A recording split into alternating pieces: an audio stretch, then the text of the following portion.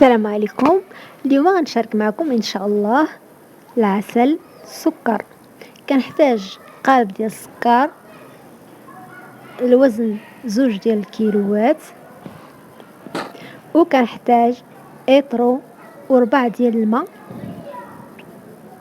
من بعد ما كنهرس السكر كنوضعه في الكوكوط وكنضيف عليه الماء سواء بارد او سخون على حسب، وكنضيف كذلك القرفة، بالاحسن يكون اعواد ديال القرفة، وكذلك كنضيف حامضة كنقطعها دوائر،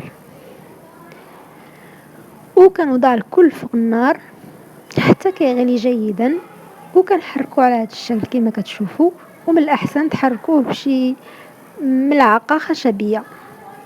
كما كتشوفوا دابا بدا كيطيب، اللون ديالو بدا كيتغير، وكنسد عليه الكوكوط تقريبا 40 دقيقة حتى لساعة. ومن بعد ما طاب كيجي على هذا الشكل. نتمنى تجربوه وينجح معكم. كنحتاجوه بزاف العسل، كنبغيو ندهنو به المسمان، البغرير، كذلك المخنفر، وانا بزاف كنصايب الكيك فكنبغي ندهن بالعسل، كنفضل العسل على المربى. وكذلك تقدروا تدهنوا به الحرشه او البسبوسه. ومن بعد ما طاب وبات ليله كامله فكتشوفوا كتخلوه في الكوكوط ديالكم حتى الصباح. من